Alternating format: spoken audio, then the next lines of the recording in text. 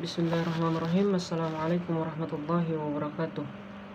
Alhamdulillahirrabbilalamin. Wassalatu wassalamu ala ashrafil anbiya'i wal mursalin wa ala alihi wa sahbihi ajmain, amma ba'd. Sebelumnya, perkenalkan, nama saya Muhammad Rizul Harman dengan NIM 211111072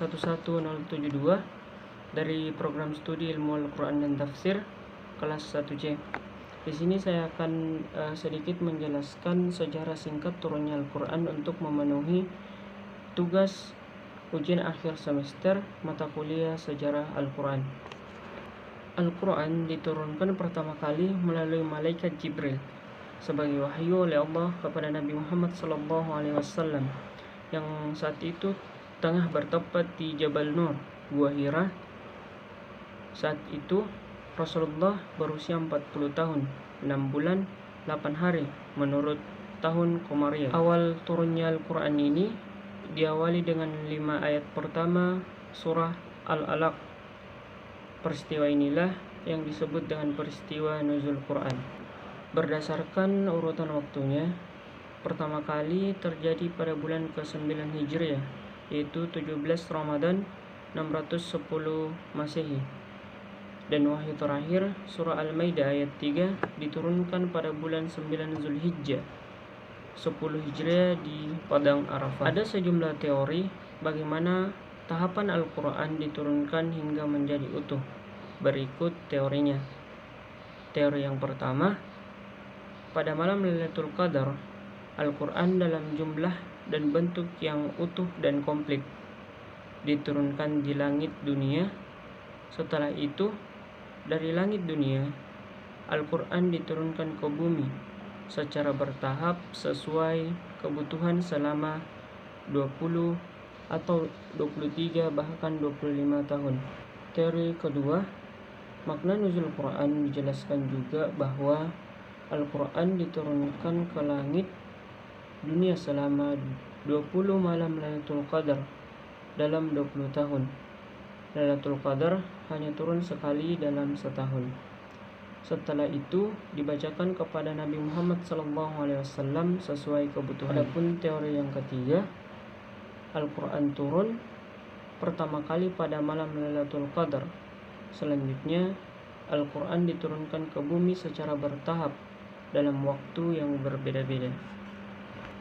Sepanjang perjalanan turunnya wahyu kepada Nabi Muhammad SAW, para ulama membagi sejarah Al-Quran dalam 2 periode, yaitu periode sebelum hijrah dan periode selepas hijrah. Ayat-ayat Al-Quran yang turun sebelum hijrah dikenal dengan sebutan ayat-ayat Makkiyah, sementara ayat-ayat Al-Quran yang turun seusai hijrah dikenal dengan ayat-ayat Madaniyah. Pada periode sebelum hijrah, ayat-ayat Al-Quran diturunkan selama Nabi Muhammad SAW berdakwah di Makkah. Karena itulah ayat-ayatnya dinisbatkan ke lokasi turunnya wahyu itu, yaitu di Makkah. Ayat-ayatnya diberi julukan sebagai ayat-ayat Makkiyah. Di periode pertama ini terdapat 86 surah Makkiyah yang diturunkan selama 12 tahun 5 bulan. Pada umumnya, isi ayat-ayat Makkiyah berkenaan dengan akidah dan penguatan tauhid. Wahyu Al-Quran di periode sebelum hijrah merupakan pokok ajaran Islam untuk mengokohkan keimanan umat yang tertindas oleh orang-orang kafir Quraisy. Pada masa periode kedua ini, ayat-ayat Al-Quran diturunkan selama Nabi Muhammad SAW berdakwah di Madinah. Karena itulah ayat-ayatnya dinisbatkan ke lokasi turunnya wahyu, yaitu di Madinah. Ayat-ayatnya diberi julukan sebagai ayat-ayat Madaniyah. Di periode kedua ini terdapat 28 surah yang turun selama 9 tahun 9 bulan. Karena pengokohan iman sudah dijelaskan melalui ayat-ayat Makkiyah, ayat-ayat Madaniyah umumnya berkaitan dengan muamalah, syariat, dan hukum-hukum Islam.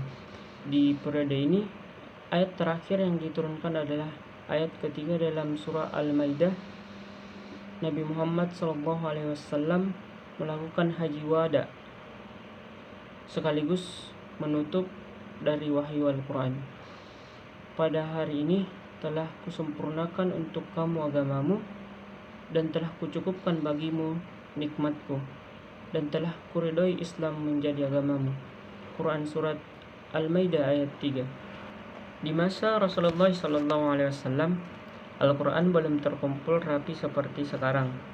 Ketika wahyu diturunkan, Nabi Muhammad SAW membacakan kepada para sahabat, baik untuk langsung ditulis atau dihafalkan.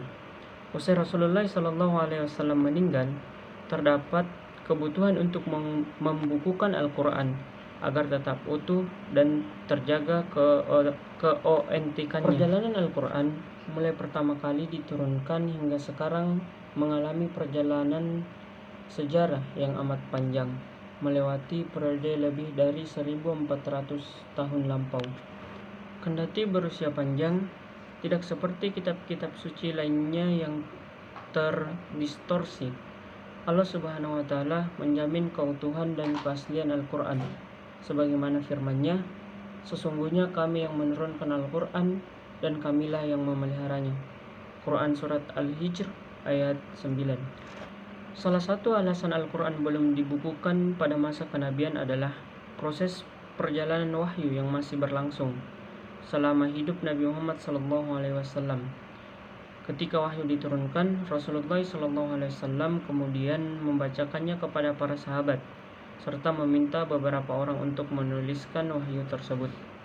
Sahabat-sahabat penulis wahyu itu diantaranya adalah Zaid bin Thabit, Ali bin Abi Thalib, Muawiyah bin Abu Sufyan, Ubay bin Ka'ab, dan lain sebagainya. Media tulis yang digunakan saat itu adalah pelepah kurma, lempengan batu, daun lontar, kulit binatang, kayu, pelana, potongan tulang binatang, dan lain sebagainya.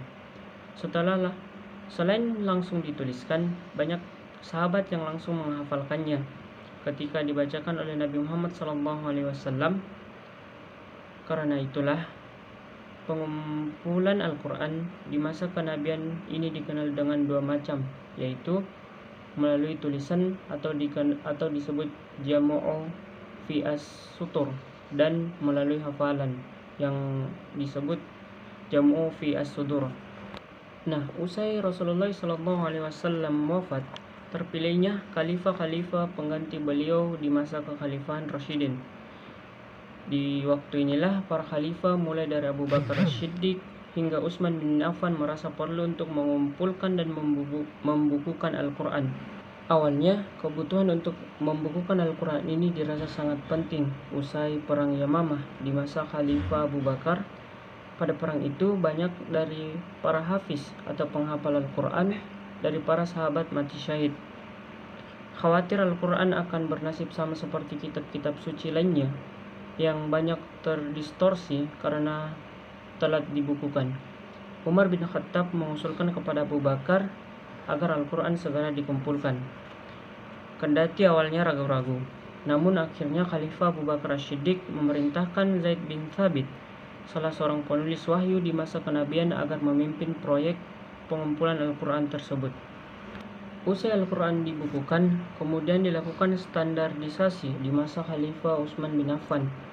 Perbedaan dialek atau lahja kemudian disatukan oleh Utsman agar tidak menimbulkan perpecahan di kalangan umat Islam. Karena itulah, mushaf yang umum ditemui sekarang dikenal dengan cara penulisan Utsman atau Rasm Utsmani. Bahkan mereka mengatakan, dia Muhammad telah membuat-buat Al-Quran itu. Katakanlah, kalau demikian, datangkanlah 10 surah semisal dengannya, Al-Quran, yang dibuat-buat, dan ajaklah siapa saja di antara kamu yang sanggup selain Allah, jika kamu orang-orang yang benar.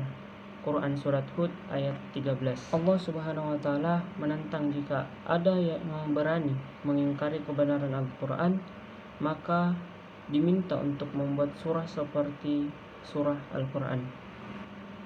Nah, itulah tadi sedikit penjelasan mengenai sejarah singkat turunnya Al-Quran. Kurang dan lebihnya mohon dimaafkan. Assalamualaikum warahmatullahi wabarakatuh.